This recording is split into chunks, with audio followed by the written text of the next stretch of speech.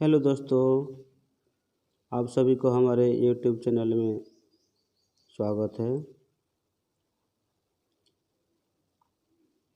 आज का विषय है शुभ लक्ष्य की ओर आगे बढ़ना।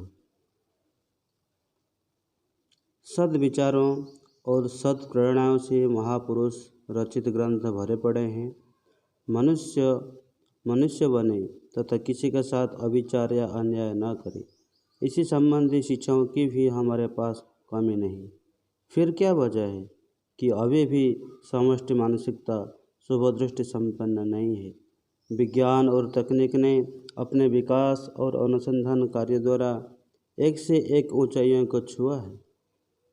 फिर भी ये तरक्कियों और उपलब्धियां मनुष्यों को मनुष्य बनने की अग्रगति को संभव नहीं कर पा रही है। मनुष्य का दिन पर दिन चारित्रिक, नैतिक और आध्यात्मिक पतन तेजी से होता जा रहा है। ऐसा लगता है इस स्थिति पर रोक लगाने में सभी उपदेश और शिक्षाएं असफल सिद्ध हो रही है। तो आखिर उपाय क्या है? क्या मनुष्य का भविष्य अंधकारमय है? श्री श्री आनंद मूर्ति जी कहते हैं, विराट पुरुष के विराट प्राण की शिखा से विश्व मानवता के प्राण का प्रदीप सुदूर अतीत से उद्भासित होता आ रहा है और भी उदग्र भाव से होता रहेगा। इसलिए कहता हूँ कि मनुष्य जाति का भविष्य अंधकारमय नहीं है, यह अतिग्र भाव से आलोकोज्ज्वल है। इसलिए अंधकार की भ्रूभंगिमा की उपेक्षा करके सामने की ओर बढ़ो।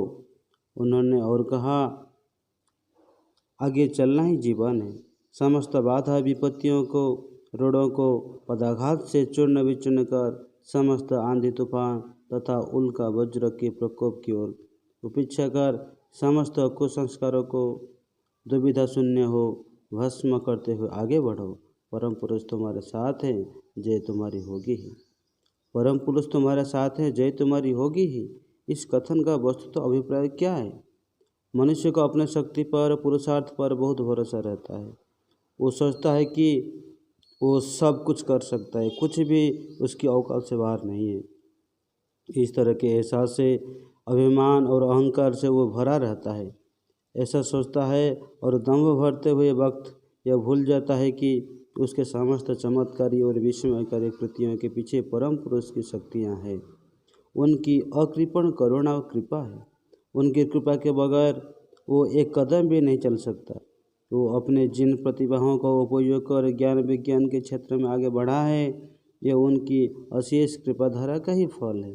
वे चाहते हैं, वो शक्ति प्रभावित करते हैं, तभी मानव ऐसा करने में सक्षम और समर्थ है।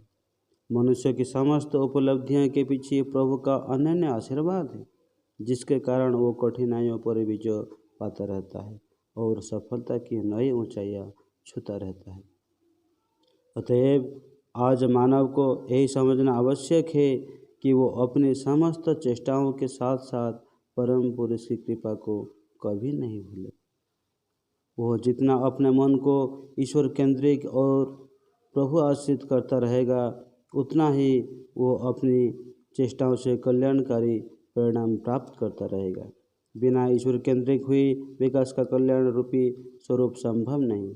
एक तरफ विकास तो दूसरी ओर विनाश, एक ओर अग्रगति तो दूसरी ओर अधोगति। इस स्थिति को ईश्वर केंद्रित, ईश्वर आश्रित मन बनाकर ही बदल सकते हैं और सर्व कल्याणकारी लक्ष्य को वास्तव में हासिल कर सकते हैं। इसमें आडंबर या अभिनय की किंचित रंच मात्र भूमिका नहीं है। श्री श्री आनंद मूर्ति।